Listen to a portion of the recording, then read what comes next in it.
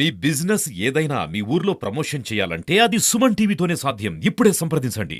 Welcome to Suman TV. This is Satyam Prasad.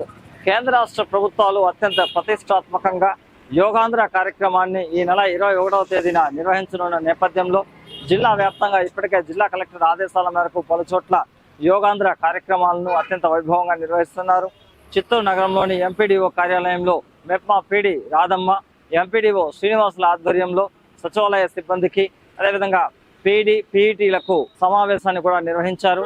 ఇందులో భాగంగా ఈ నెల 21వ తేదీన వైజాగ్లోని బీచ్లో సుమారు 5 లక్షల మందితో ఈ యోగాంధ్ర కార్యక్రమాన్ని నిర్వహించనున్నట్లు, దీనికి సంబంధించి అందరినీ కూడా సన్నద్ధం చేయాలని చెప్పేసి మెప్మాపీడి రాధమ్మ తెలియజేశారు.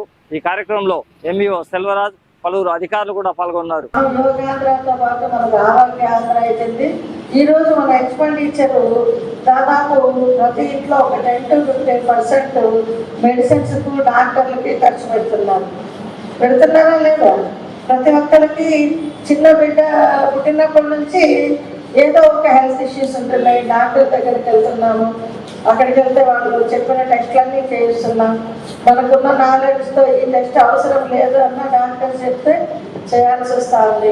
డాక్టర్ ప్రికాషనరీ అండి చేయాలి అనేసి చెప్తారు, మనం వింటున్నాం. ఇవన్నీ లేకుండా హ్యాపీగా హెల్తీగా ఫ్యామిలీ అందరూ ఉండడం కోసం ఈ యోగాంధ్ర ఖచ్చితంగా ఇప్పుడు అందరికీ కూడా చాలా అవేర్నెస్ ఉంది.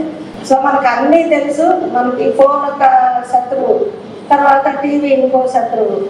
ఈ 2 శత్రువులు వదిలేసినామంటే మనకు ఇవన్నీ మిత్రులుగా చేసుకుంటే మన ఆరోగ్యం కూడా బాగుంటుంది. ఈవెన్ మన అందరికీ చెప్పే ముందు మనం కూడా, నాకు కూడా 2012 నుంచి బీపీ, షుగర్, థైరాయిడ్ అన్నీ ఉంది. శివరాజు తెలుసు. అందరం చేద్దాము, తర్వాత మిగతా వాళ్ళతో చేయిస్తాము.